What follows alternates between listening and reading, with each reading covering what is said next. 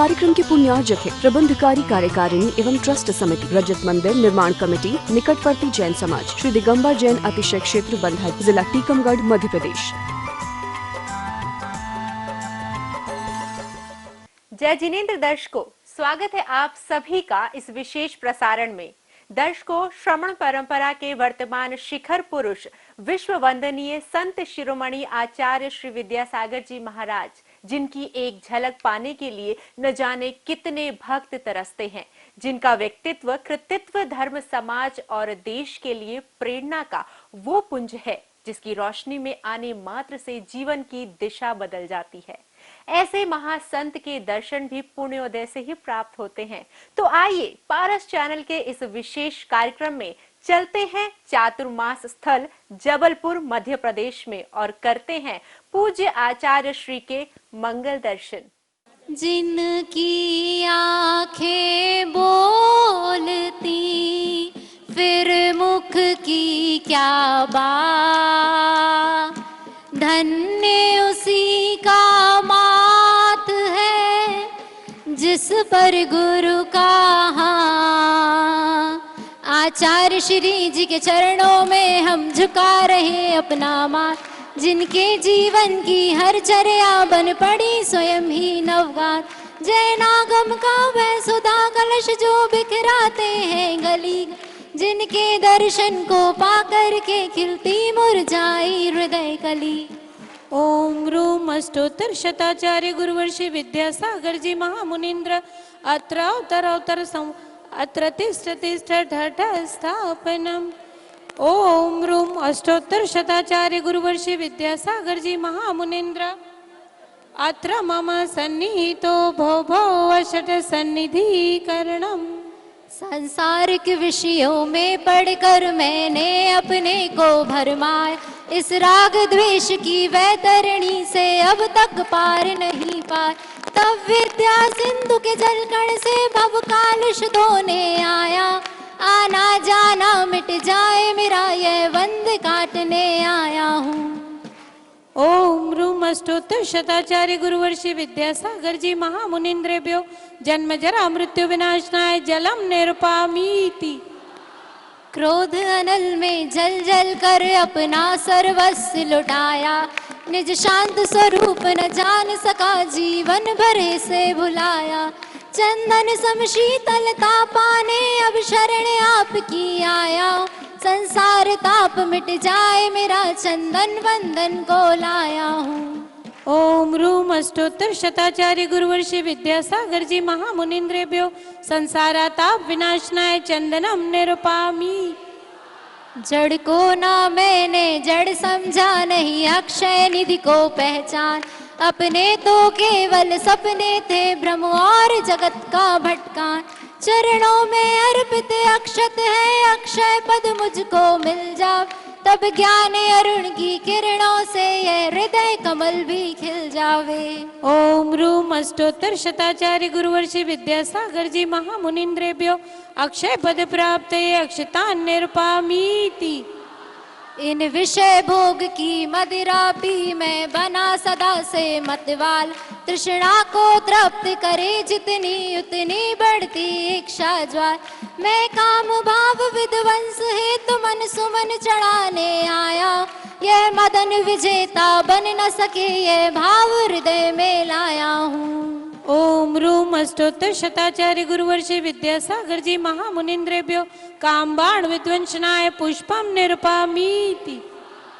इस शुदा रोग की व्यथा कथा भव भव में कहता आया, अति भक्ष अभक्ष भके फिर भी मन तृप्त नहीं कर पाया।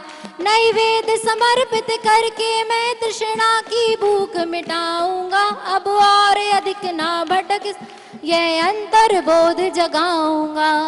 ओम रूम अष्टोत्तर शताचार्य गुरुवर्षि विद्यासागर जी महामुनीन्द्रेभ्यो क्षुधा रोग विनाशनाय नैवेद्यम निरुपामीति।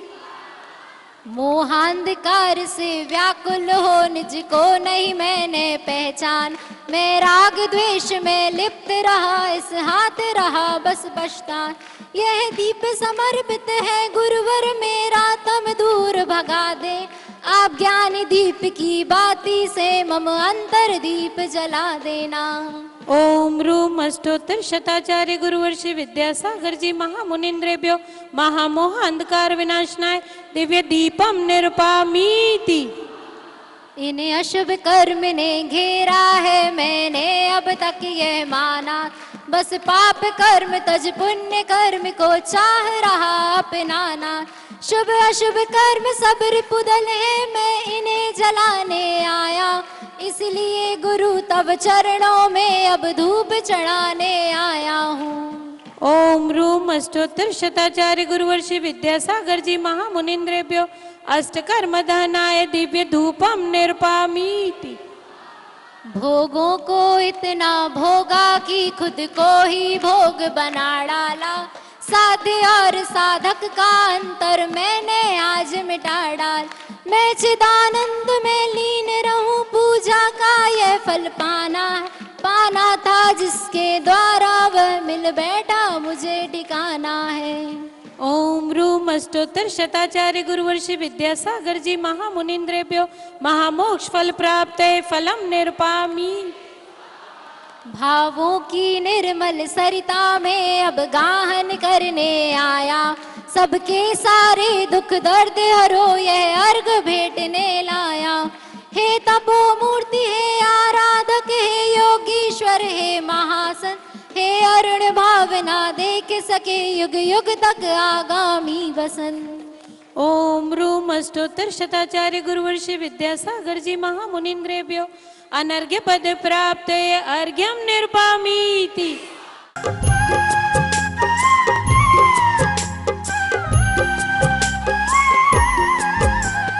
ओम नमः सिद्धेभ्यः। ओम नमः सिद्धेभ्यः। अहिंसा परमो धर्म की आचार्य गुरुवर श्री कुंद कुंद भगवान की, आचार्य गुरुवर श्री ज्ञान सागर मुनि महाराज की,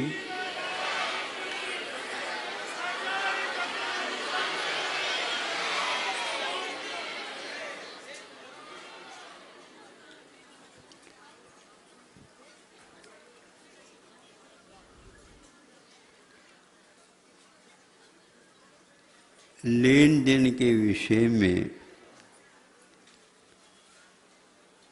चूँकि चाहे सांसारिक हो चाहे मोक्ष मार्ग संबंधी हो, लेन देन बहुत पारदर्शिता के साथ होना चाहिए। पारदर्शिता का अर्थ क्या? इधर का उधर जाए, उधर का इधर आए, दोनों में कहीं भी अटकाव न हो, कहीं भटकाव न हो, लेने में भी और देने में भी। ग्राहक से मिला कितना, यह ज्यों का त्यों होना चाहिए, और इन्होंने माल क्या दिया वो कैसा होना चाहिए, ये होना चाहिए। इस प्रकार लेन देन मोक्ष मार्ग भी चलता है। इसलिए सब लोग तो माहिर है ही, क्योंकि जीवन पर्यंत किए हुए लेन देन किया हुआ है। अब हे क्या है, उपादेय क्या है, इसको समझना है। बस हे है तो फेंकना है, उपादेय है तो ग्रहण करना है। दो ही तो बात है। इसके लिए ज़्यादा नोटबुक्स रखो, वही खाता रखो, दिवाली के लिए नाम रख दो और उसके उपरांत उसका नाम लिख दो। मुनीम जी को कहो, ये कहो, कोई मुनीम जी नहीं है मुनि बनने के उपरांत।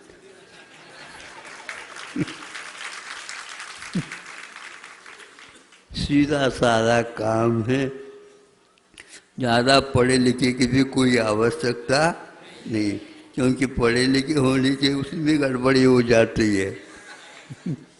गिनती के रखो तो कोई की बात ही नहीं है। उंगलियां तो अपने पास है, गिन लिया, गिन करके दे दिया, गिन करके ले लिया। अब वही एक उदाहरण देना चाहता हूँ। बैंक में कोई भी काम कर रहा है, गवर्नमेंट का को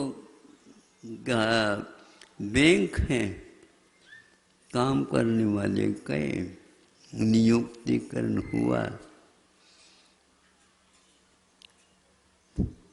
तो आप जानते ही हैं बैंक में सैकड़ों का काम तो होता नहीं, हजारों का काम भी होता नहीं, लाखों का काम भी होता नहीं, वहाँ तो करोड़ों, नहीं समझे। तो व्यक्ति लखपति है और वो मान लो काम कर रहा है वहाँ पर, करोड़ों का मामला है, गड्डी की गड्डी रखी है, हरे भी हैं, पीले भी हैं, और कौन से होते हैं, योग से चुल्लक जी बैठे हैं, पहले की बात बैंक खाता करने वाले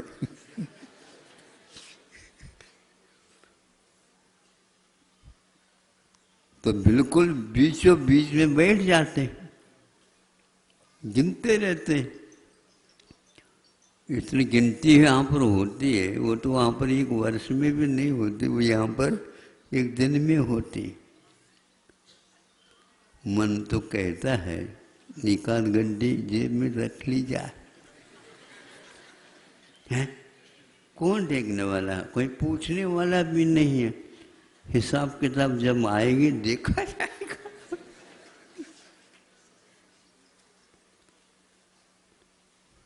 तो आत्मा कहती है, क्या सोचता है तू, है मैं जाग रहा हूँ, मैं जाग रहा हूँ। पकड़ में आ जाएगा तो कान ही नहीं पकड़ेंगे, कान पकड़ करके बाहर निकालेंगे और घर की जितनी संपदा है वो लिखवा लेंगे पहले। ध्यान रखो, जैसे आप कहो, हे मन, तुम्हारे भीतर जब तक पारदर्शिता नहीं आएगी मुझे चैन नहीं रहेगा, तुम्हारी वजह से ही हमारी नींद खराब हो रखी। नींद को क्या बोलते हैं हम? नींद हराम। नींद के माध्यम से तो आराम मिलता था, अब वह हराम हो गया। फिर काम किससे चलेगा बताओ? मन की काम मत करो, मन से काम लो। कान पकड़ करके ऐसा सोच, यहाँ बैठ, बिना पूछे कोई काम नहीं कर सकता। ये सब चारों ओर वैभव है, तुम्हारे नहीं है, ध्यान रखना। तुम यहाँ पर नौकरी का काम कर रहे हो, काम करो अच्छे ढंग से। हमारी भी बात सुन ली जाए, हड़ताल करो तुम, नहीं समझे? करो तुम हड़ताल, और मैं सुनता रहूं हर ताल।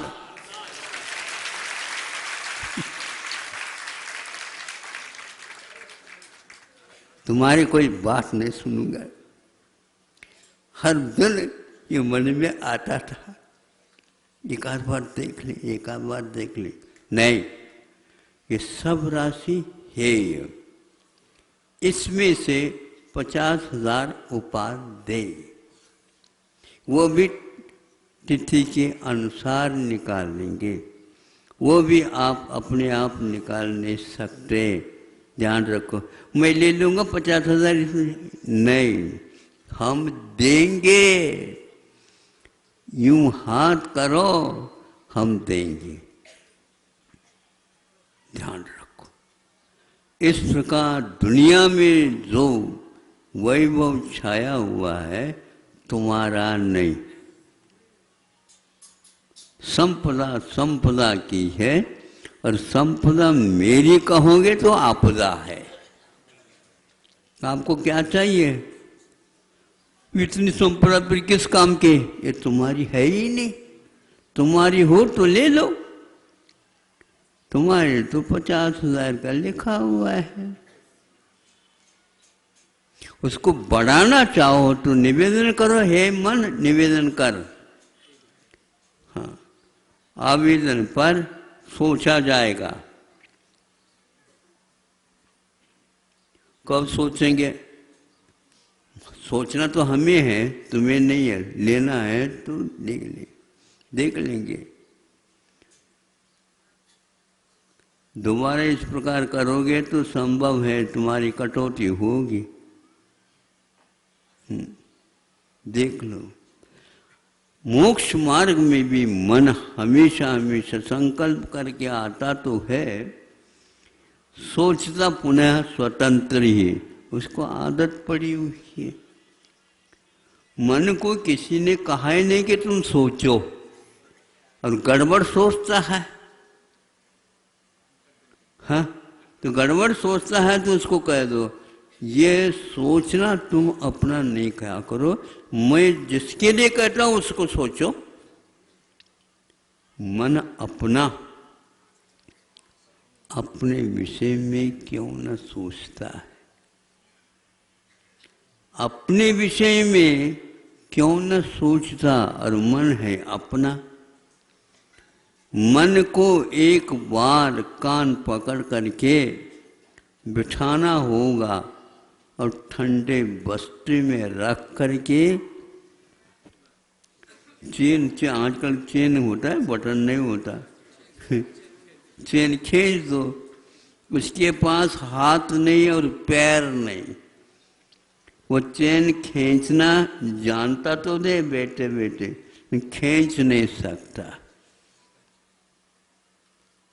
और उसको सुनना नहीं, और ठंड है उसमें, मन अपने आप ही सिकुड़ जाता है। गर्मी लगती है तो फैल जाते हैं। पौष में पैर घुटने ऊपर की ओर आने लग जाते हैं, गांठ बन जाता है। गांठ लगाने की कोई आवश्यकता है। माघ में थोड़े से गोढ़े थोड़े से खिसक जाते हैं, नहीं समझे। और फागुन में पैर फसार।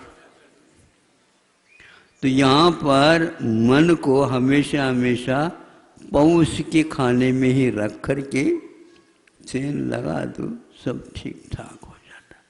सुन रहा भी क्या? नहीं, आपकी बात कह रहा हूँ। मैं स्वयं न सोच करके आपकी बात कर रहा हूँ, ताकि आपका मन काबू में आ जाए तो हमारा भी काम हो जाए। हमें इसी बात का वेतन मिलता है।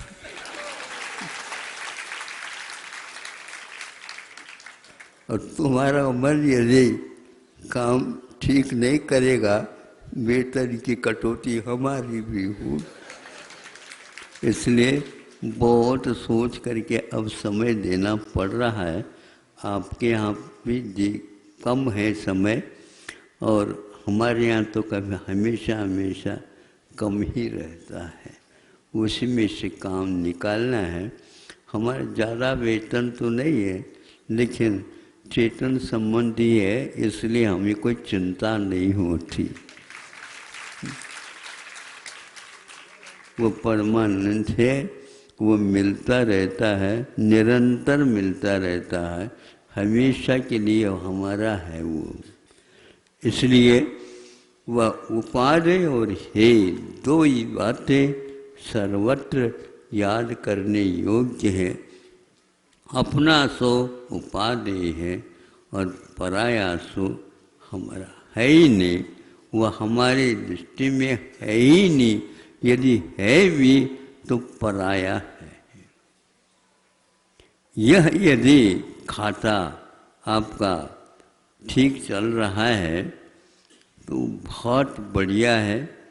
आपके ऊपर दुनिया विश्वास करने लग जाएगी किंतु जब तक आपका मन चलपन करता है तो आपसे कोई भी विश्वास नहीं रख सकेगा।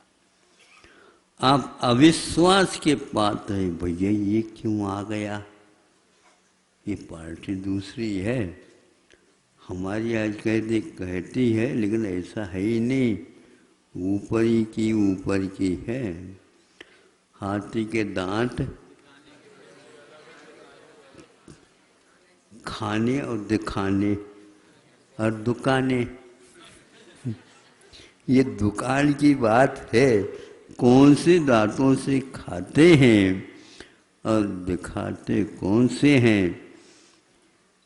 दिखाने की वही खाता अलग है और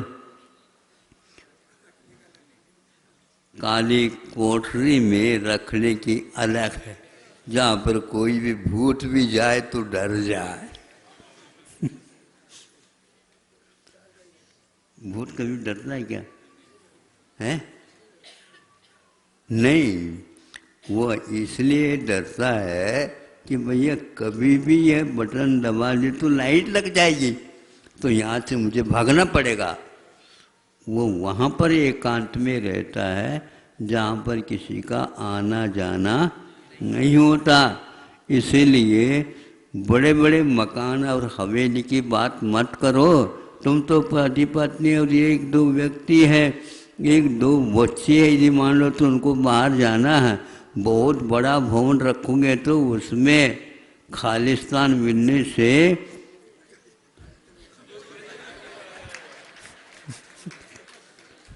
फिर हमें भूत उतारना बहुत कठिन हो जाएगा। इसलिए कुटिया ही ठीक है, वही बढ़िया है। महाप्रसाद तो बहुत कठिन है, इसलिए महाप्रसाद बनाने के उपरांत बिक नहीं रही है तो उसकी नींद हराम हो गई है। कई व्यक्ति को सुन रहे हैं, वह अब जो कुछ भी ठीक संपला जमीन में लगा दी और भवन बना दिया, कोई भी लेने के लिए तैयार नहीं है। 50 मान लो 20 करोड़ में बनाया है तो वहाँ 10 करोड़ में भी वो कोई लेने के लिए तैयार नहीं। यदि उधार भी देते हो तो हम सोच करके बच जाते हैं। ऐसे बड़े बड़े भवन जो हैं कई देशों में बन गए हैं, लेकिन मंदी छा गई है, नहीं समझे। भवन तो बन गए और पूरे पैसा लग चुका है। अब सेठ जी जो देख रहे हैं कौन ग्राहक आएगा, तो भैया ग्राहक इसलिए नहीं आएंगे, कोई भूखता नहीं, हर एक व्यक्ति खरीद करके बेचना चाहता है। पहला जो बनाया जाता था आवास बसने के लिए, और गरीब भी कोई है तो उसके लिए दे दो एक दो कमरा। और आज व्यवसाय हो गया तो इस व्यवसाय में तो होगा ऐसा ही है। अब जब घर से बाहर निकलेंगे, अर्थी निकलेगी, तो वहाँ पर कोई भी अर्थी लगाने वाले भी नहीं हैं, क्योंकि क्या पता भैया वह चला तो गया अकाल में, इसलिए कहीं अपने लिए लग न जाए, दूर ही रहियो।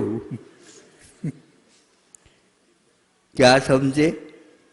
बिल्कुल आगे वह व्यक्ति इसलिए कि जैसा विचार करता है वैसा ही अध्यवसान के द्वारा परिग्रह इकट्ठ होता है। परिग्रह का नाम परिग्रह नहीं, वस्तु का नाम परिग्रह नहीं, किंतु मूर्छा। परिग्रह ये कहा, जैनाचार्यों ने परिग्रह का नाम मूर्छा का नाम रखा है। कैपिटल का अर्थ ये है मूर्ता। जितनी भी आप इकट्ठा करो या इकट्ठा होता चला जाए, हो रहा है, परिणाम है उसका। नदी का पहाड़ बन सकता और पहाड़ का नदी बन सकती है। हम क्या कर रहे हैं इसमें? कुछ नहीं। इसलिए तेरा मेरा कहने से पूर्व में मेरा मेरा तो ठीक है, तेरा उसके हिसाब किताब हम अपने वही कथा में क्यों रखे? हाँ, लेन देन जिसका है उतना ही रखो। तो इस प्रकार जो व्यक्ति वहाँ पर कोषाध्यक्ष के रूप में नियुक्त है, वित्त मंत्री के रूप में नियुक्त है, वह पूरा के पूरा संपदा आपकी नहीं, किंतु आपका तो जितना उपादेय है, वेतन है, उसी के ऊपर आप मुँह आदि कर सकते हैं, बाकी के ऊपर नहीं। इसलिए धीरे धीरे आप अपने भार को उतारो। हमें गंधर्व परमेश्वर का भी काम नहीं आ सकता, वो तो हंडे समुद्र के समान है, और गंधर्व परमेश्वर जो हंडे के समान है, हंडा बोलते समझ में आता है, हंडा पीप। अब उसमें पानी भर दो तो पानी हंडे को उतार करके पी लो, नहीं पिया जाएगा। फिर जग ले लो, बड़े बड़े आचार्यों को हम जग मानते हैं, नहीं समझे। और छोटे छोटे आचार्य क्या मानते हैं? वो जग में ही थोड़ी सी एक धार रहती है। धार तो दूध की होगी, लेकिन फिर भी जिसमें से पहले सर्वप्रथम दूध खिसकेगा तो वह उसमें चाहिए। अरे धार तो पकड़वा दो, धार तो पकड़वा दो, कहते ना परोसते समय। हाँ, तो बड़ी सावधानी की आवश्यकता होती है। कभी कभी वो धार पूरे ऊपर आ जाते, कैसे करोगे? अरे देख करके तो करो, इन्होंने धक्का दिया। सावधानी रखो, धक्के वालों को पीछे मत रखो। आ जाते महाराज, तो आ जाते तो आप भी जाते होंगे, इसलिए तो आप भी वो आ जाते। पूरा चौक में धक्का मुक्का चलता रहता है। मुक्का तो मत कहो महाराज, मुंह बोलता रहता है, वही मुक्का चलता रहता है। हम तो मौन रहते उस समय, बोल नहीं सकते, और उसका आप लोग अच्छे उपयोग कर लेते। सोचो, ये एक प्रकार से दुरुपयोग है ज्ञान का। आज धीरे धीरे कम होता हुआ बस सुरक्षित रखना जो आचारों के संकेतों को बहुत कठिन हो गया है, किंतु आवश्यक है। जब पूर्णतः धर्म नष्ट होगा उस समय तो कोई मिलेगा ही नहीं, किंतु धीरे धीरे आपको इस ओर भी ध्यान देना आवश्यक है कि हम जिस चीज़ का जिस रूप में उपयोग करना चाहिए कर रहे हैं क्या नहीं। अब सोचिएगा तो सही, यदि नहीं सोचते हैं तो वह काम में कैसे आएगा।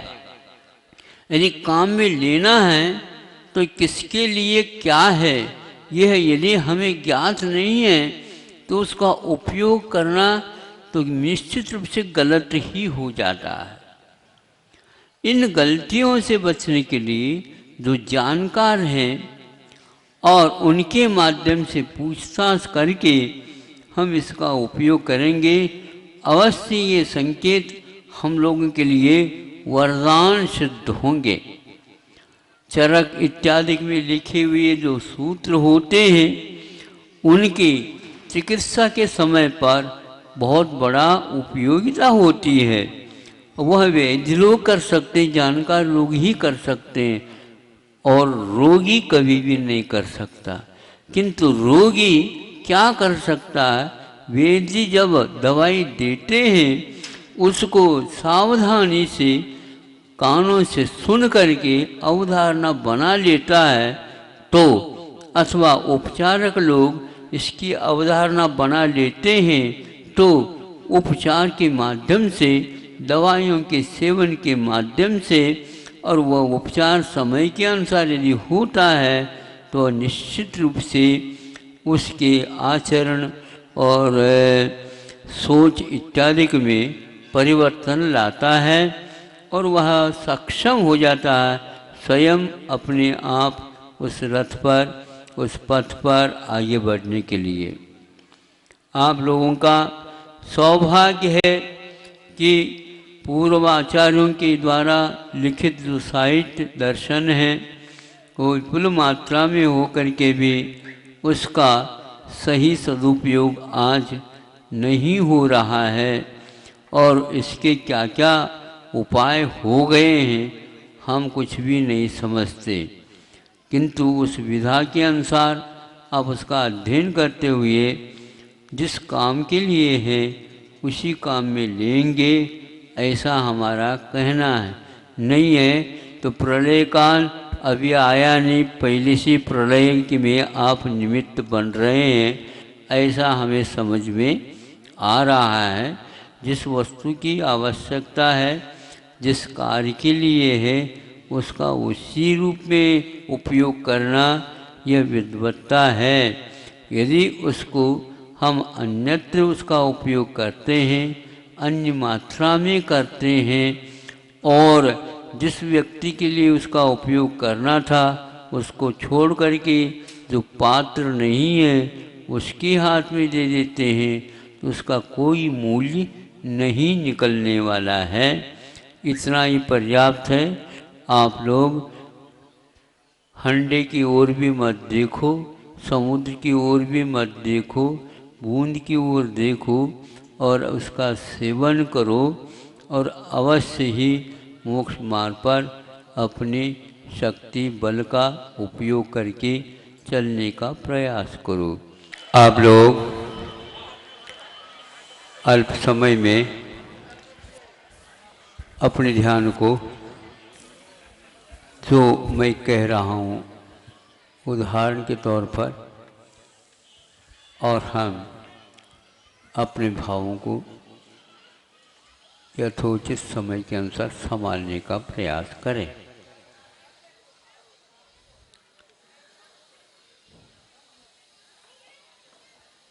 अब लोग कोई वाहन चलाते हैं तो वह वाहन चलता तब जब उसकी पहिया भी चलने योग्य तब बनते हैं जब उस पहिया में कुछ शक्ति होती।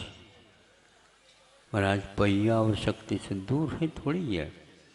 हाँ, आप सब कुछ खरीद सकते हो तो ना, हवा को खरीद नहीं सकते हो, तो हवा तो उसमें भरेगी।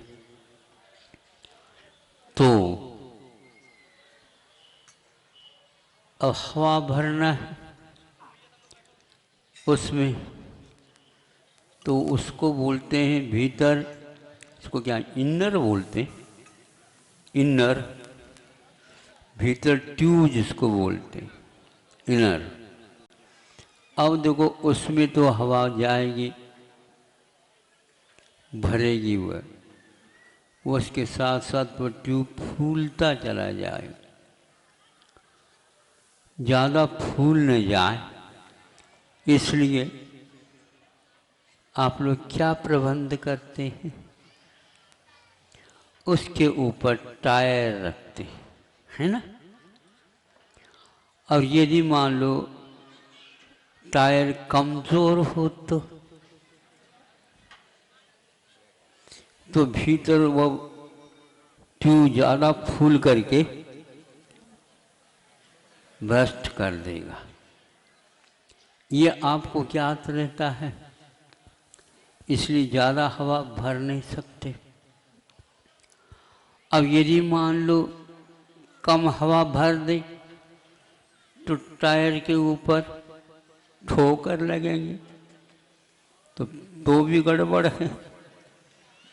इसलिए भीतरी भाव ट्यूब जो है भाव का प्रतीक है और बाहर का जो टायर है वह शरीर का और वचन का प्रतीक है। इसलिए दोनों की क्षमता देख करके अपने वाहन को चलाने का हम पुरुषार्थ करेंगे। आज टायर बिल्कुल कमजोर है और सब अपने अपने भावों के अच्छे बनाते हैं, बताते हैं,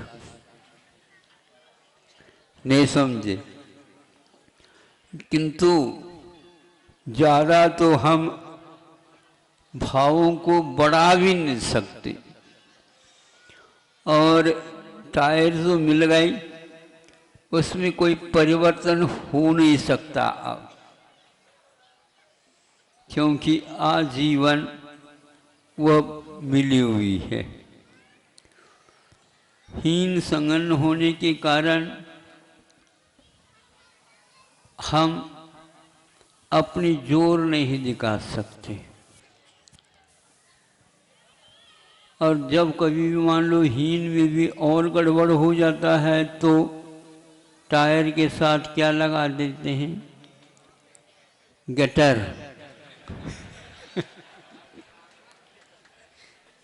नहीं समझे, सब लोगों को नहीं लग सकते, लेकिन गटर लगाने की भी आवश्यकता पड़ती है।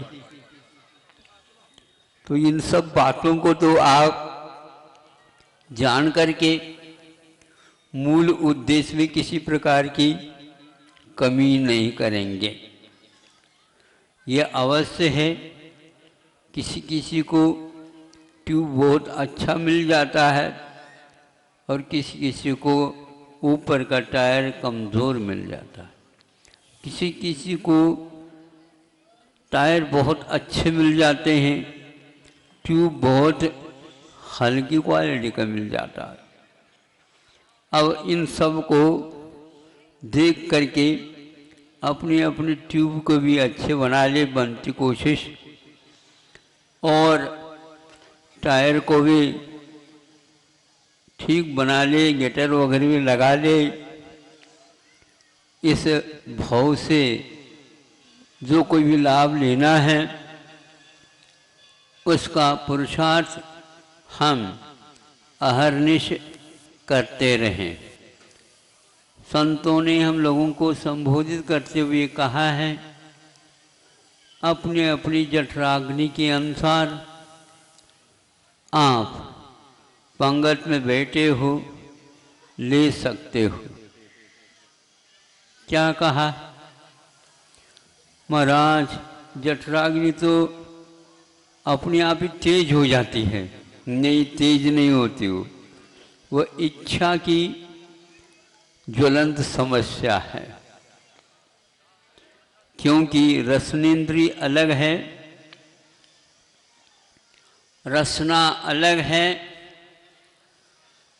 और भीतर का रस का तो पाक होता है पेट में जाकर के, वह अग्नि देवता अलग है। सब लोग अपने अपने अग्नि देवता को संतुष्ट करिए, और वो बहुत शांत है, वह ज़्यादा रस विष नहीं चाहती, वो देवता बहुत अच्छे है। लेकिन यह रसनेन्द्रीय देवता देवी सबकी महादेवी बन गई है। ये अपनी पूर्ति में आपको पूरी पूरी लगाना चाहती है, उसके वशीभूत न हो, और उस देवता की ओर देखो जो आत्मराम बैठा है, उसका उद्देश्य क्या है, उसके अनुसार आप काम करिए, भावना भी करिए। जो इस भाव में नहीं बन पा रहा है, वह अगली पर्याय में अवश्य पूर्ण हो। यह भावना तो आज भी रखी जा सकती है। इसमें एक दूसरे के साथ तुलना न करके अपनी वर्तमान पर्याय में जो क्षमता प्राप्त है उसको समता के साथ उपयोग करिए। समता एक देवी ऐसी देवी है, वो हमेशा हमेशा हमारे लिए वरदान के रूप में सिद्ध हो सकती है, होगी। जब सामन्नम गहनम कहा गया तो वहाँ पर यही बात कुंदकुंद देव ने लिखी है, कहा है कि मैं उस समता को नमस्कार करता हूँ जिसके द्वारा मोक्ष का संपादन होता है। हम इस सब निमित्त के साथ साथ अपने उपादान की जो अभिव्यक्ति है वर्तमान में, उसको और बलवती बनाते हुए हम अपनी यात्रा को प्रारंभ करें और एक एक कदम बहुत ही विवेक की समता के साथ रखते जाएं। अभी आप लोगों ने जिनको बिंब बनाने के लिए ले आए हैं,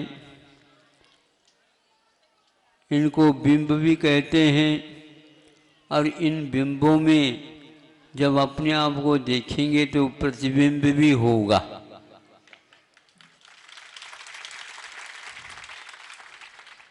उन बिंबों में फलाना चंद न दिखे, नहीं समझे? कोई चंद न दिखे, कोई लाल न दिखे, नहीं समझे? न कोई सिंगई दिखे,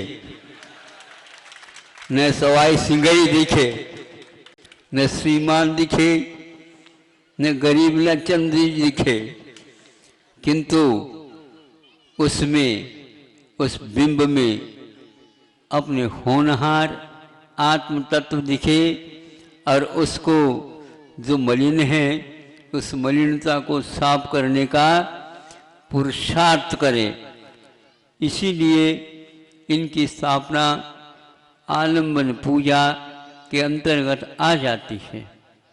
हम निरालंबन साधना में बहुत जल्दी थक जाते हैं, अथवा यूँ कहो उस यात्रा में हमारा प्रवेश तक नहीं हो पाता है। इसलिए इस आधार को लेने के लिए संतों ने हम लोगों को कहा है, किंतु इसमें मोह जागृत न हो, राग जागृत न हो। अरे इस बिंब की स्थापना करने वाले तो वो हैं, हमारे पड़ोसी हैं, 36 का आंकड़ा। क्यों भैया 36 का आंकड़ा क्या अर्थ होता है? ये आपका एक बाजारू नाम है, 36 का आंकड़ा। इसलिए वह उस बिंब में न दिखे और प्रभु से प्रार्थना करे, हे भगवान हमें उसमें 36 के स्थान पर 63 का आंकड़ा दिखे। 63 समझते हो? यह 63 शलाका श्लाघनीय पुरुषों का प्रतीक है। इसके माध्यम से क्या दिखता है? 6 का मुख 3 की ओर और 3 का मुख 6 की ओर। तो भगवान की ओर आपकी दृष्टि चली जाए तो हम राग के अवस्था में भी मैं वीतराग बन सकता हूँ। यह श्रद्धान जागृत हो, जागृत श्रद्धान और आगे वीतरागता की ओर बढ़े। इन्हीं भावों के साथ इन बिंबों की स्थापना करने जा रहे हैं, उनके लिए भी, और उसमें भाग ले रहे हैं आप लोगों के लिए भी ये कहना है, और मैं स्वयं के लिए भी कहता हूँ, मैं भी यहीं पर आ गया हूँ। तो हम इस महामहोत्सव में इसके योग्य कार्य भाव संपादित करें और जल्दी जल्दी भव से भवांतर जाने का पुरुषार्थ करें।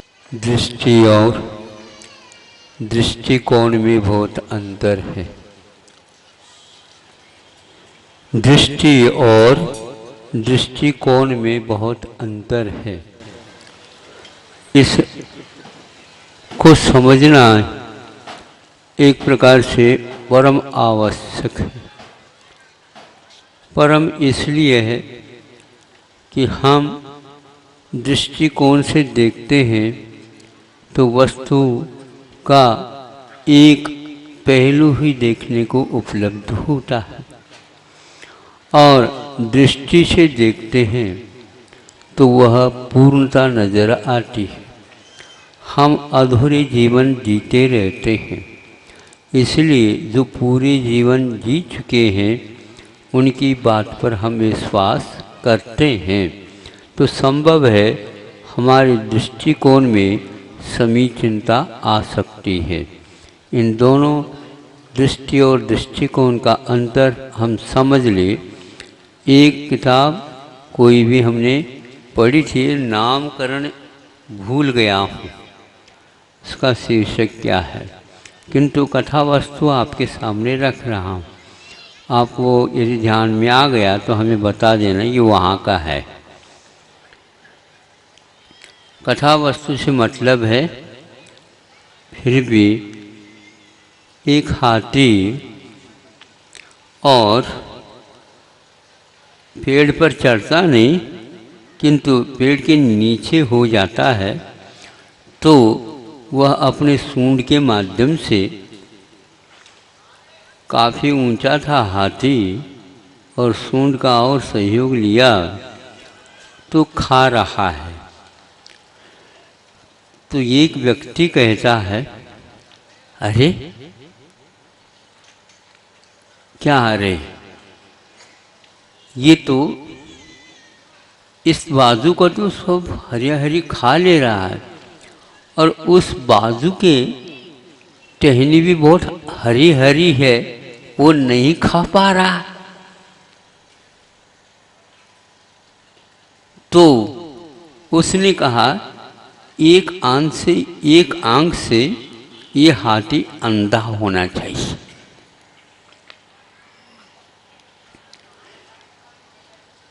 बात समझ में आपको आ रही है?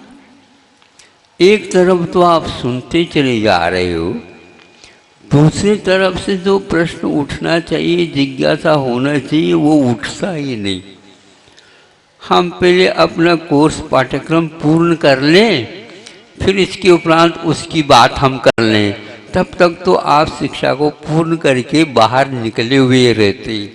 उस पहलू तो रह गया, उसके लिए महाराज जी से आशीर्वाद दे दूँगा, महाराज जी से आशीर्वाद दिलवा दो, फिर बाद में नहीं मिलेंगे महाराज हो। तो आपके लिए आशीर्वाद देने के लिए महाराज बैठे रहेंगे, बताओ। दृष्टिकोण समझ में नहीं आ। कोण का अर्थ होता अंश। कोण का अर्थ होता अंश। वर्तुल में, वर्तुल समझते हैं ना, वर्तुल में कभी कोण नहीं हुआ करता है, ये उसकी विशेषता है।